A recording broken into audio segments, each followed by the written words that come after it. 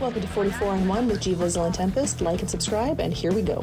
Do you know what? One thing that is really getting to me at the moment? What's that? Gen Z. Not all of them, obviously, not all of them. Hashtag not all Gen Z. Yeah, but a significant portion of them. What are they doing to you? Well, not to me specifically, but... Why are you mad? There's so many things. But it's just that all of the stuff they're very vocal about on social media, about, you know, oh, it's so hard for us, a cost of living crisis, and I don't have enough money, there's no hope for the future, the planet's on fire, which kind of isn't, and like all these other things. It's just all melodramatic. And it's stuff that every generation has said before, or every generation is currently experiencing. Like the cost of living crisis is not specific to Gen Z. Everybody's fucked. Everybody's struggling. I think it's the one generation that potentially has forgotten that other generations have existed and experienced some shit. Because I think a lot of like boomers specifically will tell them about, like, back in my day, we could afford a college education, blah, blah, blah, blah, blah. But boomers had other shit to complain about. Just like every generation complains, they just complain about different shit. But boomers were also the ones in the 80s when the interest rates got to 24%, were walking into their banks, dropping off their keys because they couldn't afford it anymore. Yeah. Exactly. And Gen X were dealing with the crash in 2008. So every generation has experienced some sort of financial fuckery. Yeah. And one of the things they're talking about is like, you know, we won't be able to afford our own homes, we'll never be able to. And it's like, well, I couldn't either. I had fucking feckless parents that didn't teach me how to manage money. I was never able to build up a base of, like, a good, strong financial base. I never found somebody I could buy a house with. And then, and I just kept getting fucked repeatedly, and eventually chased higher education instead. You know, it's an interesting generation, to be sure, because they get so heated about things that either affect them only personally or don't affect them at all. Yeah. And then they get angry at everybody else for not being angry at the same things that they're angry about. Yeah. And just trying to make their situations better. Like, yes, the financial situation is shit. So you could do what you did, which was seek higher education, because then that could lead to more income later. If, like, I see it all the time when I'm on Reddit with, like, the guys complaining about dating. It's like they'll post pictures of themselves with, like, crust in their eye and shit in their teeth, and they'll be like, how come I can't get a girl? You're not doing anything to improve your situation. And some situations are easier to improve than others, but you can do shit other than just complain about it. Exactly. And like, what was I gonna say? There was there was a TikTok the other day that summed it up so perfectly well. And this young lass was saying about, like, oh, rent is so expensive where I live, it's really impossible. She did this whole sub story about how her rent is ridiculously high, $1,600 a month, and how she got, like, no money left over to do anything, like barely enough money to buy food. Anyway, turns out she's actually living in a 2-bedroom apartment. And then people are like, well, why don't you rent the other room out then, if it's $1,600 a month? And then, do you know why she was living on her own? Because her boyfriend had just left her. They were in the apartment together. So she made it out to be this whole cost of living thing. And it's like, no, it's because your relationship ended. And you're living above your means. You're living at your means in a relationship. You're no longer in that relationship. You have... when half the income leaves, you can't maintain the existing lifestyle. Yeah. I think there's a lack of common sense and problem solving in a lot of instances. And I don't think it's only Gen Z, because I know a lot of dumb Gen Xers too, who can't fight their way out of a paper bag. But there's just not a lot of critical thinking, and also not a lot of empathy for people who are in different situations, because I'm surprised that was the comments, and not like, well, fuck you, it's $3,000 where I live. Because there's also a very big lack of empathy among anybody who's experiencing anything different. Or if someone is paying more rent, I'm surprised she didn't get accused of, like, humble bragging or being you know, tone deaf because other people have it worse. And then there's that other one with that lass who was talking about how my job's, how can anybody do a 9 to 5? It takes me an hour to get to work and an hour to get home. and then I've got to do my 9 to 5 in between that. I don't have any time for myself. How am I supposed to do anything? I was like, I used to get 2 buses to work, and there was a 20-minute walk, wait for the bus, get one bus, which was like half an hour to the other side of the city, wait another 20 minutes for the next fucking bus, which took me another half an hour to get to work. And then I had to work my whole day, and I had to go to college 2 days a week. But also, she's complaining about a problem she created for herself. You knew where you lived, you knew where the job was, and you took that job. Yeah. There was a woman I interviewed once for a position, and the entire, like, even in the interview, if this is your best behavior, she complained about the commute. So it was a panel interview, and all of us were like, do not hire this woman because she is already complaining about the drive to an interview. If she has to do this every day, my idiot boss offered her the position, and then what do you know? Day 2, she's already complaining about the commute. You know where you applied, you know where you work, you made that decision. Find a closer job or move closer to your job.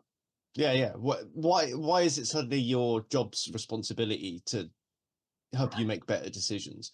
And then I think it's that, like you said, like every generation has people like that. But what I'm finding is, obviously, because people who don't know, I'm an associate lecturer, so I mark a lot of undergrad work. And it's the thing that it's more of them. The number is increasing of the number of students who can't even write in full sentences. They can't spell properly. They can't argue a point, and they can't make a coherent essay. And then now it's about 2/3 of them can't do it. When I started marking back in I think 2012, it was probably about 1/3 of them, maybe a quarter, depending on what year it is. But now it's over half of them. I think there's some blame there to be laid on our generation, because we're the ones who raised those idiots. Because I think every generation tries to make things better for the ones before, but there was something about millennials and Gen Z that parenting just went way off the rails. Either the Gen Z X parents wanted to overcompensate because they were the latchkey kids, so they were totally on top of their kids and they could do no wrong. And or you had the opposite, where it's like, I'm fine, you'll be fine. But I'm seeing even now, like, teachers are making posts on social media about this next generation of children, which are just fucking feral. They have no anger management skills. They have no coping skills. They fly off the handle with anything. How many videos have you seen? I've seen a few where video cameras in schools are showing students beating up teachers. Like, there's feral is the only way I can describe it. Yeah, they're feral. They are, and their parents aren't doing anything about. Here's a perfect example. Someone posted on Reddit a picture of, she was out shopping at a Goodwill store with a friend of hers, and her friend bought her 9-year-old son. The 9-year-old son went up and down the aisles, tearing all the price tags off every article of clothing. And when she called it out, her friend, the kid's mother, went, "Oh, he's just being a kid. He's expressing himself." What? It's never too early to teach your child not to be an asshole, because they're going to be an adult. And when they're 13 and 14 and they've already established those patterns and you've already let them get away with all of that shit, it's much harder to break those habits and try to turn them into a decent person when you've already let them for a decade be a little fucker. Yeah. And the other thing is, though, that, like, it can't just be the parents now. I think it's everything. Like, they're being failed in a lot of different areas, but also they're failing themselves. Like I've spoken before in here about how my childhood was a load of wank, and like, but I recognized it and I tried to do things to change it. And where is that? And then I'm just using myself as an example, but I know dozens of other people have done the same thing, that they didn't let their shitty parents dictate their future. So where's that drive for these? There's a sense of this is just my lot in life. I can't change it. I don't think anyone's ever told them you can make your situation better with a modicum of effort. They have just come to terms with the fact that this is all there is. I'm never going to be able to afford a house, so I'm not even going to bother trying. I'm not going to be able to find a good job, so I'm not even going to bother trying. The dating market is hard, so I'm just going to complain about the dating market and not even try to become a better person, more marketable in the dating scene. They just either don't know how to or don't want to put in the effort to change their situation. They want the sympathy of people and the attention that they get from moaning about it. It's like there's a subreddit called anti-work where like the people on that subreddit say they don't want to work, but they still think they should get paid. Yeah. It doesn't make any sense whatsoever. No. You can't complain about a situation that you've not only created, but are doing absolutely nothing to change. Well, there's recently been this amazing survey. What's annoying is that any of the articles talking about it haven't actually linked to the fucking survey, so I can't look up the actual survey. But apparently, Gen Z ghosting interviews. So they'll ghost employers and they won't even turn up to the interview and say, sorry, I can't make it. That's rude. Yeah. And then one of the things that they're saying is that the reason why they try to rationalize it, say, well, they never let us know if we haven't been successful. And like, well, they do. Like, yeah. How would you know if you don't show up for the interview? Yeah. And if you don't want to let them know, but they could give that interview spot to someone else. Like, that's an hour-long block of time that they could slot someone else in there on short notice. It's very selfish. For a generation that tries to have such a vast global consciousness, they're very selfish. Yeah. Because not only that, like, okay, so an employer didn't tell you didn't get the job. An employer is getting 1,000 resumes for one position. They're interviewing, they're screening 100 people, and they're interviewing 10, and they're offering it to one. You went on one interview. That interviewer saw 20 people, and they will. Like, I have never gone for an interview and not gotten either the dear candidate. Yeah, you suck. We're not hiring you. I've never had that. Yeah. Well, on most of my jobs, like if I failed at the interview stage, they usually let me know, like, oh, we're moving on with someone else. But you never get it. Like if you apply and you don't get the interview offer, then they can't tell you because there's, like you said, there's thousands of applicants for each job. Like if they just looked at the application statistics on career statistics, they'll see like how many people are applying for these jobs. And I'll say that probably about 3/4 of applicants, they shouldn't have bloody bothered with what they handed in. Like they put no effort into giving something coherent. I was talking to my neighbor yesterday, and he does a lot of interviewing, and he was saying that they're seeing this trend where they'll call people for interviews. And, you know, once upon a time, back in my day, if you interviewed for a job, you kind of knew what you were applying for. But they'll call people for interviews, and the applicants will be like, what job is that? What company? I don't act like they don't even remember that they applied for the job, which is not really giving that impression to the employer. To be fair, I think employers also need to get their heads out of their asses. Like, I hate the question of why do you want to work here? It's like, because you're hiring and I'm looking. It hasn't been my lifelong dream to work for your company. You just happen to be hiring and paying. Well, I think there was a good answer to that, though. Like, you can just talk about you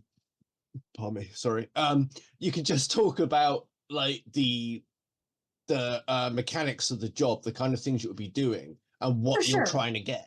You don't need to say like, well, I want to work at McDonald's because I fucking love your burgers. But I think that's what some employers expect. Like I've sat in those, workshops of here are the appropriate answers to these questions. And a lot of times, this is going back a long time, they were like, you want someone who's enthusiastic about the company and the culture. It's like, I don't give a shit. I don't give a shit about that. I don't want to hear we're a fan. You don't care about me. I'm not going to care about you. I have seen throughout my career, as soon as company profits drop a fraction of a percent, they're cutting employees. They don't give a fuck. So let's not pretend that I'm here because I want to be part of this family. I have a mortgage. That's what and I can apply my skills in this place. And maybe that's the difference. Maybe the younger generation wants maybe they want that sense of community and making a difference and doing something through their employer, whereas I'm very much of the mindset of I will work wherever pays me the most to do the job that I'm qualified to do. Well, as long as you don't treat me poorly, then that's fine. The craziest statistic I had, okay, so in Gen Z, they have quite high levels of anxiety, right? But this is taking it to an extreme. They took a survey of 800 managers, directors, and executives, and nearly 20% of them said that a recent college graduate, had brought a parent to their job interview. Yeah. Come on. Yeah, 21 years old. and you And bring in your parent. that's where the school system has failed, folks. They need to provide at least, and they don't do it. Maybe they do it now. They didn't do it when I was a kid, but there needs to be like a life skills course on here's how you manage a budget. Here's how you do a resume. Here's how you go on an interview.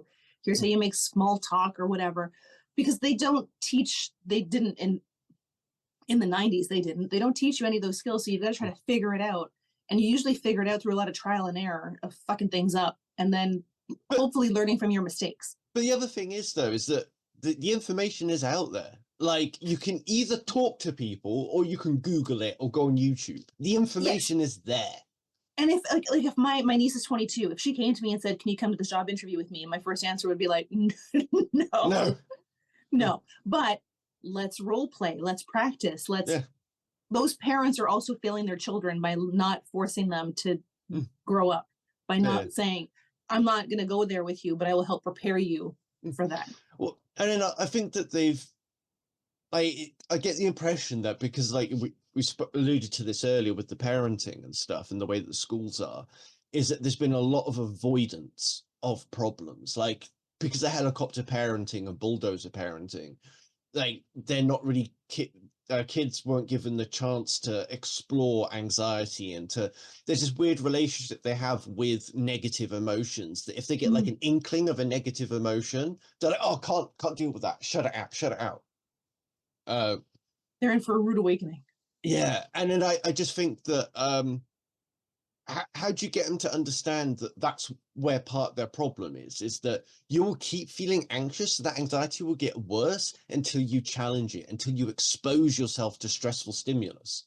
You need to be able to sit in negativity and work your way out of it, because you're never going to be able to get through life avoiding it completely. That's not realistic. There is going to be something, and if you don't learn how to process those emotions when you're younger, when it happens, it's going to just destroy who you are as a person, because you've never had to deal with anything ever before, because they're not always going to be in a place where they can just stand up and say, I'm uncomfortable, and leave. That's not realistic. Yeah, exactly. And there's something to be said about those same parents, that teachers, when I was younger, were more engaged and more involved, and teachers weren't afraid of pulling you aside to be like, you need to pull up your bootstraps because you're shit in the bed. Whereas now, because parents are showing up at schools, and there was a survey they did among teachers about how many teachers have been either assaulted physically or verbally by students and parents, and they get physically and verbally assaulted by parents more often than they absolutely should. I mean, even any of it is more than they should, but it's not uncommon, because these parents are there fighting for the teachers to be easier on their kids instead of telling their kids to fucking smarten up, work harder, and do something. Yeah. It's but then at the same time, I have seen a lot of ideological emphasis on the teachers. Like the teachers kind of look very similar in a certain way. I'm trying to say it without being controversial, but there's a lot, like the ones that are active on TikTok and all that anyway, they're very much about, these are me, this is my identity, and I want you all to see me. And I'm but it's like, no, you're the teacher. Yeah, you're not the main character. Yeah, the kids are the main characters. You should be dealing with what the kids need. Focus on teaching the kids what they need to learn to be functional adults. Yeah, we're here to learn about math. Yeah. I need to learn how to count, not anything about your personal life. It's a weird shift. It's gotten very, I guess, more selfish than I'm accustomed to.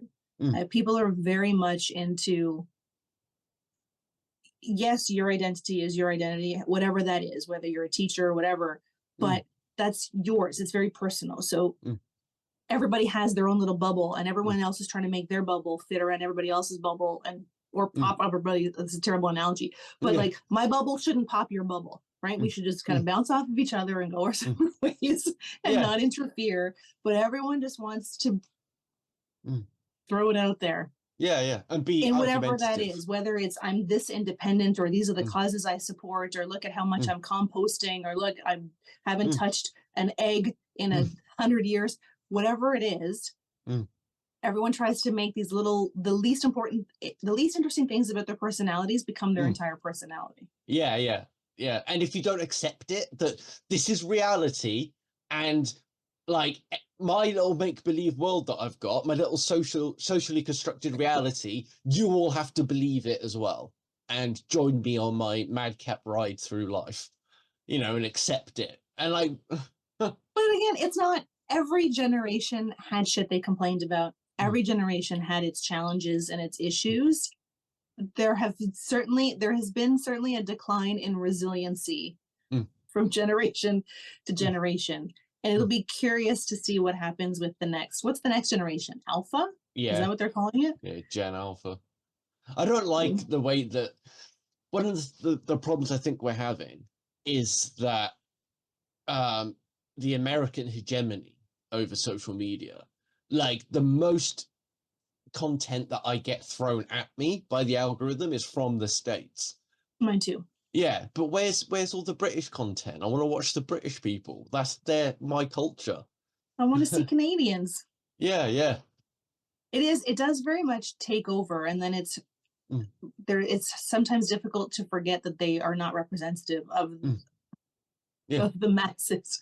And there's even a subreddit dedicated to it that people assume America is the default because someone will make a comment about something, the price of petrol, and then they'll be like, petrol, it's fucking gas. It's like, maybe it is where you are, but where I live, it's called petrol. Where I live, it's kilometers, it's Fahrenheit. So there's that default that everything is American. Like, people still get surprised. I've made no, I'm not shy about saying I'm Canadian, but whenever it comes up in a video that I'm in Canada, there'll be a couple of comments of people who are surprised by that because they assume America is the default. Yeah.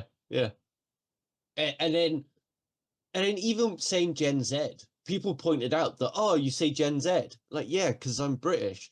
But apparently most British people say Gen Z because they've been listening to Americans. And that's how much it changes stuff.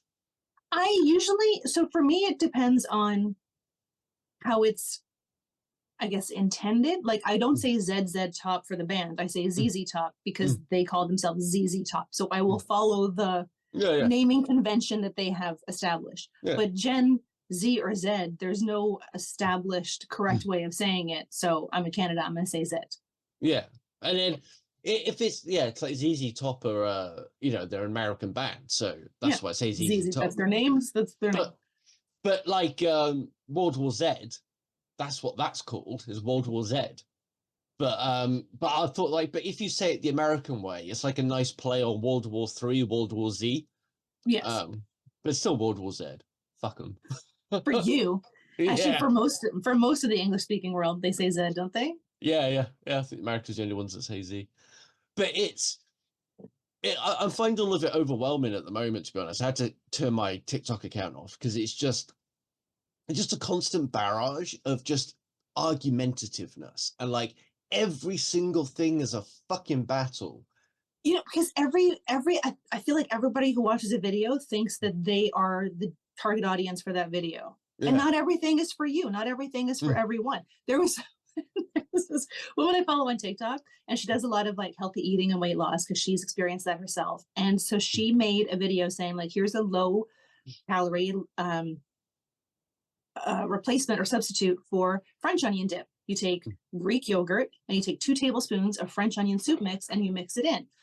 So then somebody in all caps comment was high sodium, and she was like, if you don't fucking like it, you don't have to fucking eat it. You don't have to comment on my fucking page. Like, it's not for you. Just like, I've seen comments, and it's not a new phenomenon, because even like when I was looking up recipes a decade ago, someone would make a recipe for like, here's a banana nut loaf. And it's like, well, what if you're allergic to nuts? Well, take out the nuts, you idiot.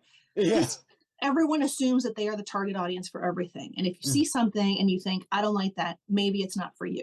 It's like people who make fun of, in a grocery store, they see pre-peeled oranges and they're like, people are so fucking lazy. It's like, no, there are some people who don't have the dexterity to do that. It's not for you. So just move on. Yeah, but they think everything is for them. Yeah. And or even the way they've seen the video, and they can't seem to figure out that they have preconceived ideas, and then they project them onto the media they're watching, and then they'll hear one phrase or a sentence and then focus on that, and then Yes. assume they know what you're talking about. They miss the entire point of the video. Yeah, and then so like I try and the amount of times, maybe 1 in 10 people will go, "Oh yeah, sorry, I get it now, fine." But like 90% of people would just be like, I'd be like, "Okay, so actually I meant blah blah blah," and then they carry on arguing their point. I'm like, "Yeah, but I've already told you I'm not talking about that. Why are you still arguing with me?" There's very much a difference too in the audience on the different platforms, because I don't post on Reddit, but I don't post content, but I make comments on Reddit and I read comments on Reddit. So I post on TikTok, those same videos I put on Instagram and I put on YouTube. And on TikTok, maybe it's because the audience I have has been following me for a while. They get my sense of humor. So I made a video last week about Leap Day. And I said, the universe gifts us this extra day every 4 years. We can't squander it by working or going to school. We got to waste that day because it's an extra day.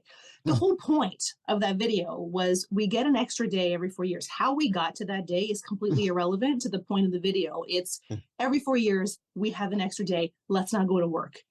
And on TikTok, people were like, yeah, fuck that day. Let's not do anything. Instagram, nothing.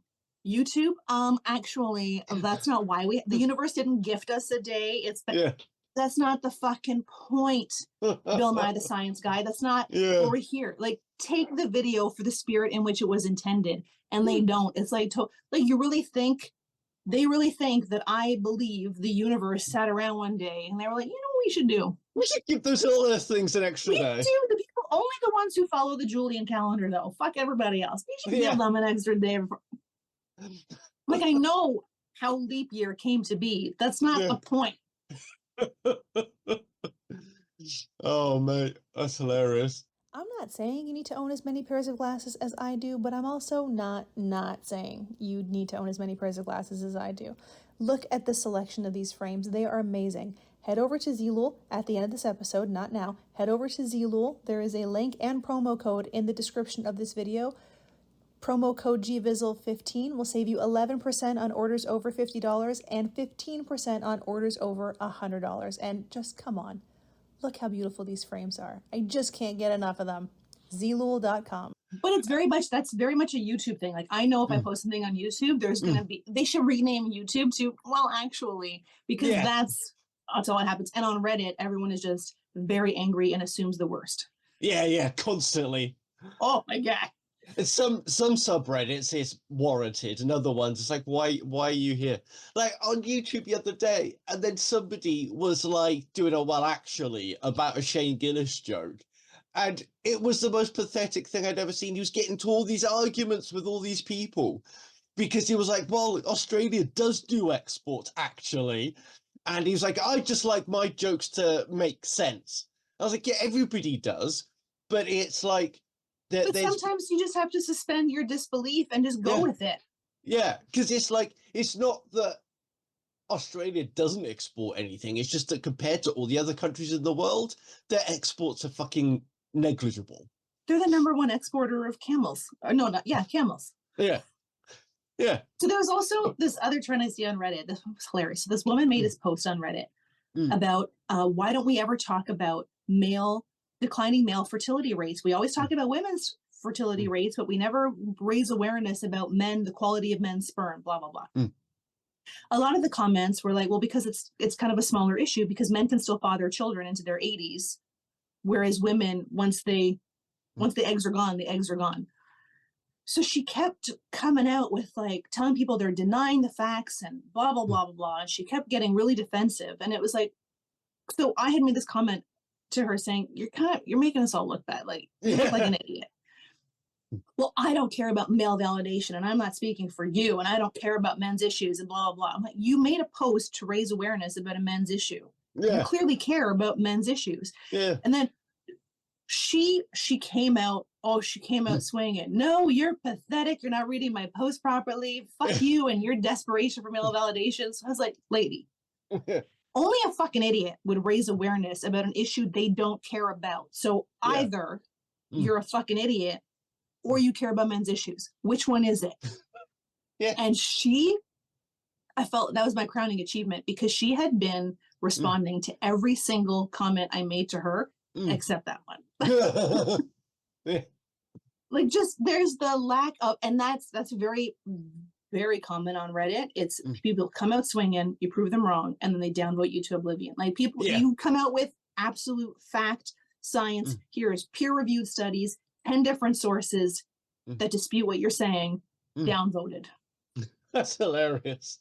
What's the point then of, like, why do people bother, like, posting in the first place on Reddit? They just want, I think they're just hoping to find people who feel the same way that they do. Because if you, and this is in a subreddit that has debate in the name, and people refuse to debate. As soon as you come at them with like a different perspective, you're downvoted, or fuck you, you're wrong, or blah, blah, get out of here. There's no one is willing to debate. They just want to be agreed with. Because in one of them I saw, there was maybe 20 comments on it. 18 of those comments were people disagreeing with the original poster. One person was like, I totally agree with you, and here's why. And then the original comment person who posted was like, see, I knew someone would get it. It's like, no, you just found someone just as stupid as you are. That's what you did. Yeah, exactly. It doesn't make you right just because one person was like, had the same IQ points as you. Exactly. And then she said the other one has said something. She said I forget what her point was, and her source was as credible as a BuzzFeed quiz. Like, it was a terrible source. So a couple of people had actually come back with credible sources disputing, and her response was, that's not what my research says. My research. Your research was a fucking Cosmo quiz about blowjobs. Like, your research was useless. It had nothing. People need to understand that there's a whole hierarchy of evidence and like the quality of it, and that these twatty little surveys don't mean anything. But also, it's okay to, if you're going to be engaging in a place called debate, or even just in the real world. Once upon a time, and maybe it's just, I don't know if it's generational or our school systems or whatever it is, but like, people I know who are my age enjoy getting into debate. They enjoy having conversations with differing opinions, because either they learn something from the other person, or they strengthen their own ability to articulate how they feel about that particular subject, because they've been forced to defend their position. But these younger folks, right and left, both sides, and it's not only just younger folks. I think it's the more hardcore you are, the less likely you are to want your opinions challenged. Instead of trying to formulate those arguments and trying to articulate themselves and defend their position, they just shut it down with, you're not going to understand, you're hateful, I'm out. Exactly. And I think part of that at least comes from like on the news, things like CNN and Fox and stuff, they get the talking heads, and all they do is shout at each other. And then when you get characters on TV shows, they're all sassy and like back chat each other, and they don't actually debate anything. And then you're not taught to have actual debate at school either. But the quality of debate on all fronts, like you shared with that video with me, with Michael Knowles trying to dispute Christopher Hitchens. And the point he hung on to was the most irrelevant point.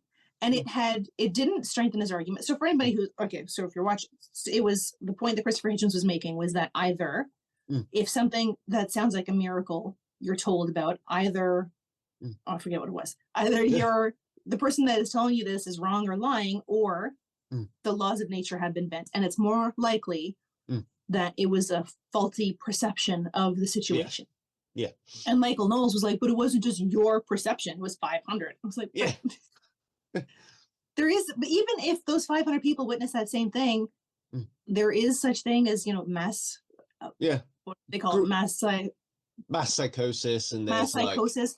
There's also been studies that show what was that study with the lines? They show people 4 different conformity lines. Yes. And so people will go along to get along. And he's like, well, that's proof. They went along to get along. So proof. And also the other thing is that he's claiming that 500 people saw the same thing and expressed the same opinion about it, about reality. But actually, it was one person writing about 500 people and what they said. They And weren't 500 witness accounts. yeah, exactly. And you don't get access to all 500 to be able to compare them. And it was written 30 or 40 years later. Yeah. But it reminds me a little bit of Trump when he was talking about like the biggest rally that ever happened and like 8 people were there. It's his inauguration. Yeah. Yes. Yeah. Yes. It's just, there's not that same level of discomfort of, and I don't know what the cause of it is. And it's not just specific to one generation, although I think one generation is louder about it. I don't want this to sound like all we're doing is bitching about young folks, because old folks are dumb too. Yeah. Yeah, I think it's just that the reason why we have so much attention on Gen Z is because, like you said, they are so vocal, and more of them are affected than it was in previous generations. But also because of technology, and Gen Z are more tech savvy than the rest of us, that they occupy all of the spaces on social media, and their voices are the loudest. And so we're able to track in real time the effect that it's having. Whereas in our day, when we were kids, our parents didn't have a fucking Scooby of what we were up to and what our slang was and what we like to do in our free time and all that stuff, and what our opinions about the world was. And when we got like MySpace was our first foray into social media, and nobody knew how to use it. They were just posting pictures of themselves looking edgy. Yeah, exactly. Yeah. Oh man, I remember when Facebook first came out and shit like that. And then I remember like I had a few false starts with it because I just didn't get it. I was like, why? Why have we got to put stuff on here? I never had a MySpace account. And then I had a friend of mine who kept breaking my balls about Facebook. And then I was like, okay, fine. So I got it. And it was on it for about a month or so. And I was getting like waves or whatever they call it, or friends requests from people I hadn't seen since grade school. I was like, what the we weren't even friends there. Why do you want to know what's going on in my life now? So I canceled it. Here's what Facebook is shady as fuck though. So I canceled that account. It didn't last very long. And then because of my book club about a decade ago, all book club activities were coordinated through Facebook. So they're like, you've got to get a Facebook account so that you can see what's going on. I was like, I don't want to do it. I don't want to get back on there. They suggested I use a fake name. They suggested Sugar Pants, so I did. So I went onto Facebook as Sugar Pants with a different email address. And then they were like, hey, do you know these people? And it was my family, my friends. And I was like, that?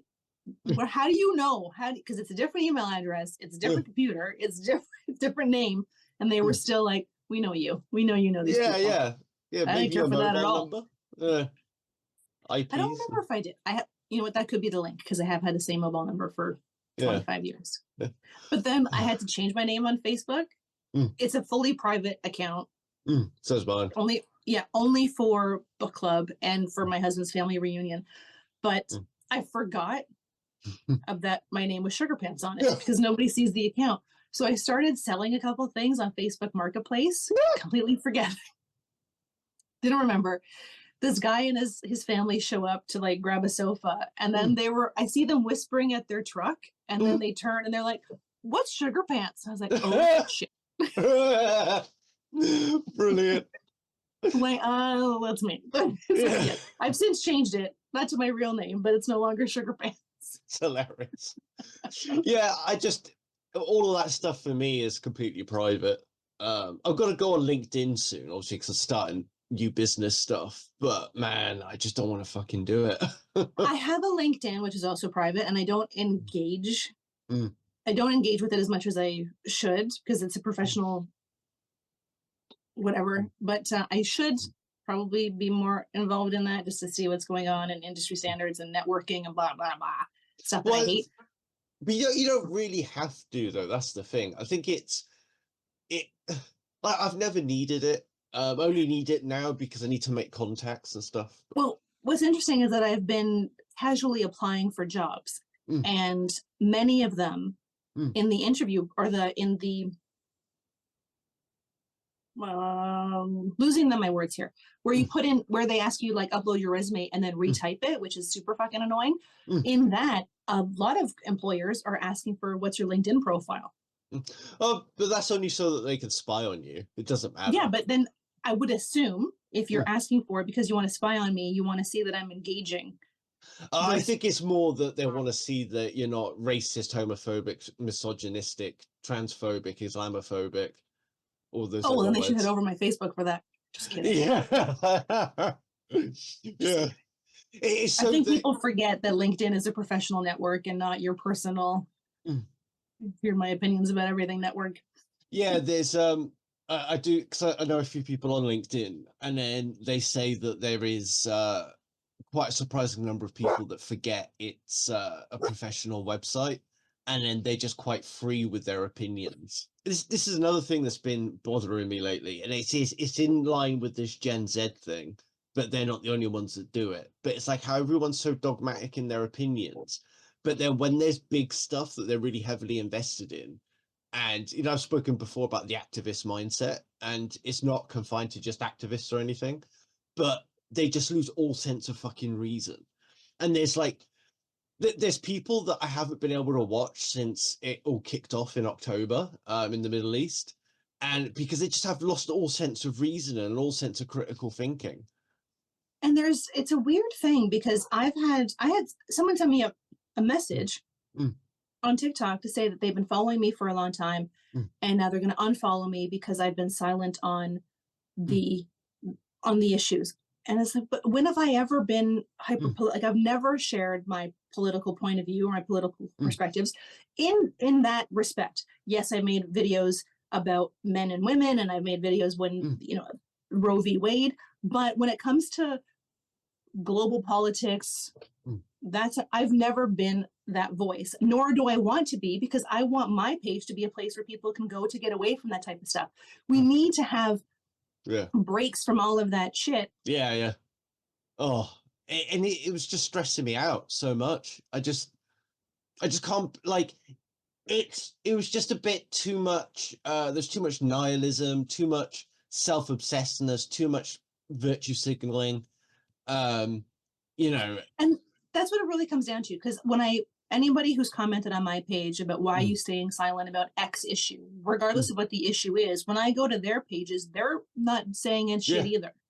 Yeah. So where are their fucking videos? Be the change you want to see, but also keep in mind what the audience that goes to that page is looking for. I don't go to your TikTok page for entertainment, because that's not what I'm going to get there. Yeah. Yeah.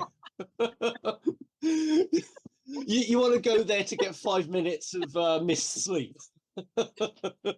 Like, people who come to my page for my heading war commentary, they come to learn about farts. Well, they go to you for the low IQ, low work content. Exactly. I know who my audience. No, that's not. I know that my audience has. I'm trying to think of the word for it.